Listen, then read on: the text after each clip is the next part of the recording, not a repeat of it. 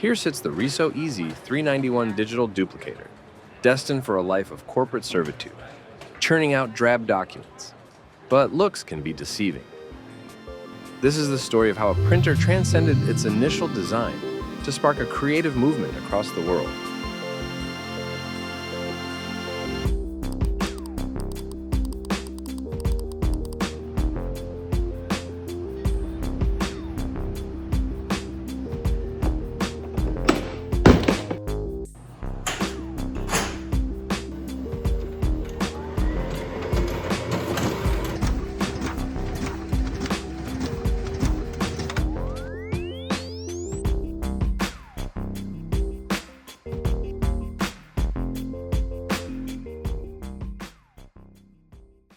So risograph printing is based on mimeograph printing, or a spirit duplicator, as it's sometimes called, and it's basically a drum with ink in it that has a screen, much like a screen printing screen, kind of wrapped over it, and then the risograph printer can automatically apply a master, is what it's called, or basically what would be like the emulsion screen printing, and then burn a stencil into it.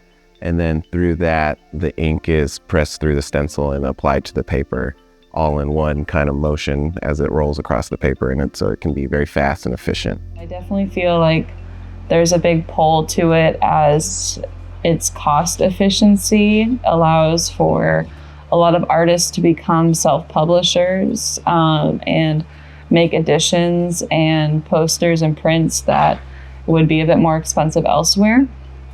For our community here, for sure, I think its biggest appeal is the color. You just can't create the kind of neon and vibrancy that a lot of digital printers try to replicate.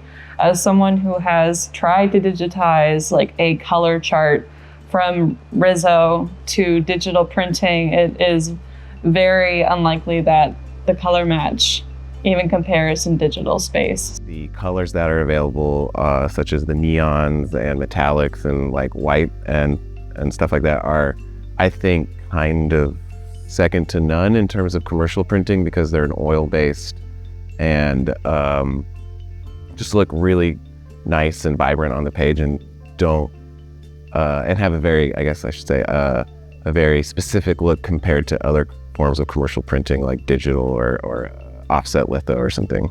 That's part of why we encourage risograph printing as like a fun experiment rather than like a 100% perfect form of art creating. Like, we tell people, if you want it spot on and perfect, then just like laser or inkjet print it. If you want to have fun with it and experiment a little bit, risograph is the way for you. I think in the last, like 15 years or so, as the risograph has really kind of gone more into the mainstream of art making, artists and designers gravitate towards it because of how easy it is to get a product and cheap and efficient it can be compared to other forms of printing, especially large-scale printing. The inks are made out of soy and rice, and it's all very environmentally conscious, which is awesome. It also allows that to be more affordable. Students can afford this kind of printing, and they can kind of have some more control over the results. They get to play with it a bit more. You can change the texture of your print. You can intentionally change the registration of how another color sits on top of the bottom layer. I think like today, with how fast things move, to have like a risographed pamphlet or zine or book or whatever in front of you can slow it down, and you can spend more time with the work, and it can have more of an impact on you instead of just scrolling by it, or like just going to a different page on the internet or whatever. And so then you can consume it at your speed and then maybe pass it on to someone, or give it, especially if we're just talking about risograph print, like I'm under, I like to approach it more as providing like cheaper work or less expensive work to people, so they can buy art and enjoy it, no matter the income level.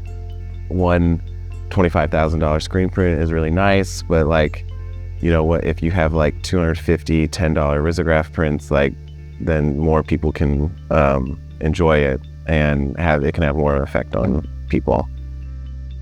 Small press initiatives and the accessibility of Riso printing have given artists the chance to work free of censorship, or big publishing industry demands, or the challenges of getting into a gallery space. They highlight the importance of creative freedom, not just for artists, but for audiences to experience art that challenges the norm.